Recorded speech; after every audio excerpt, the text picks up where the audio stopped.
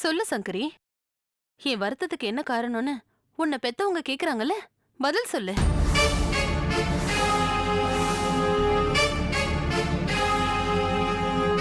அவளா? எதுக்கு அவள சொல்றீங்க?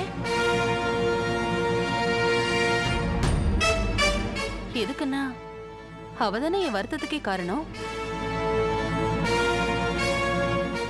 நான் பாட்டுக்கு நிம்மதியா சந்தோஷமா இருந்தேன். அது ரெண்டுத்தையும் கெடுத்தவளே இவதான். சொல்லுடி.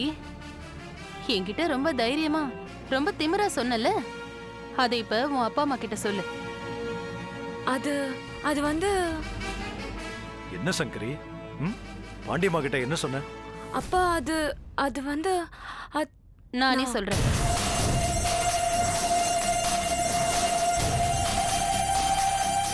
பாம்பு ஒண்ணு அவளை விடாம துரத்துது.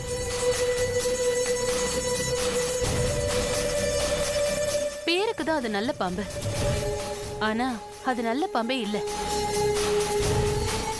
அது நம்ம சங்கரிய கொத்துறதுக்கு கோவமா துரத்துதான். பாவம், கனவுல பார்த்தத என்கிட்ட சொன்னா.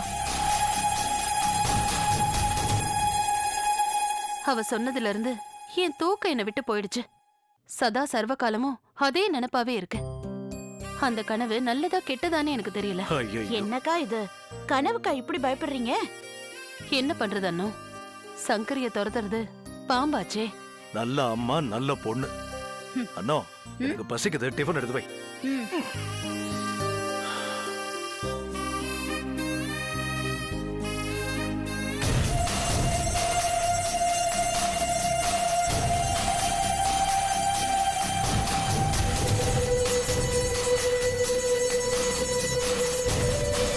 நில சங்கரி,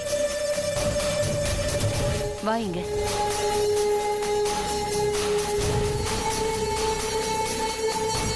காரணத்தை சொல்லுன்னு சொன்னதும் உன் காதல பத்தி சொல்லிருக்கலாம்ல, ஏன் சொல்லல?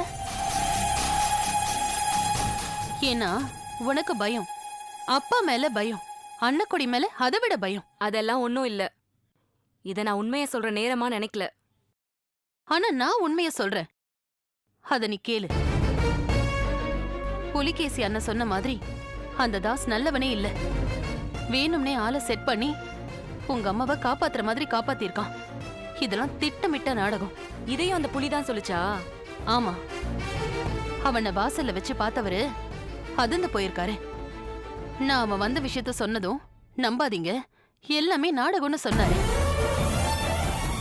இத பாரு சங்கரி, அம்மா நான் சொல்றேன், இதெல்லாம் வேண்டாமா? தெரியாம தான் கேக்குறேன்.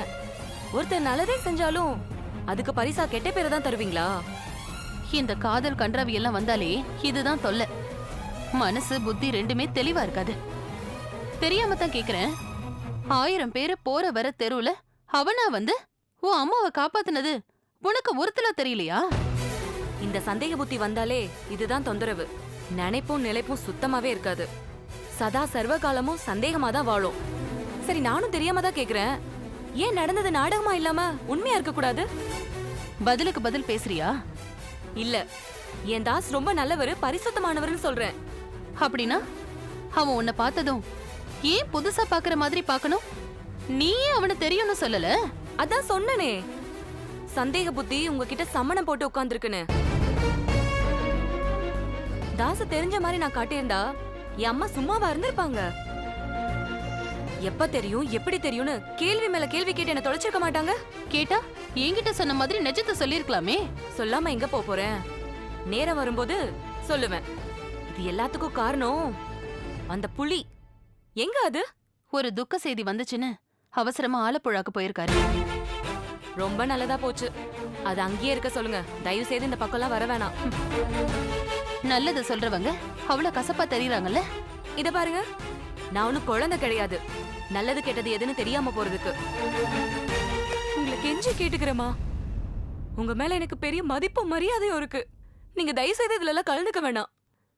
தாஸ் மேல நான் வச்சிருக்க காதல் முழுக்க முழுக்க இது ஏன் சொந்த விஷயம். அவ்வளவுதான்.